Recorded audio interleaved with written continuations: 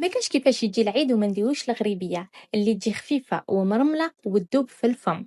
في ريسيبيون نحطو 125 غرام سمن غامولي مع 125 غرام زيت مع 125 غرام سكر ناعم، اذا حبيتوه حلو كتر 150 غرام، مع شويه فانيلا. ونطلعوهم كشغل انا نطلعو في كريمه الزبده حتى نتحصلوا على هذا القوام.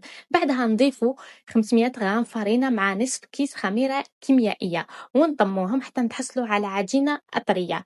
نوزنها، أنا وزنتها 40 غرام، تقدروا توزنوها حتى 50 غرام. نشكل كريات ومن بعد بالكاس درت لها هكذايا باش يجوا كامل على شكل واحد ويجوا كامل شابين. بعدها نحط شويه قرفه، ما نحطش بزاف باش ما تكحليش، كي طيب نزيد لها شويه.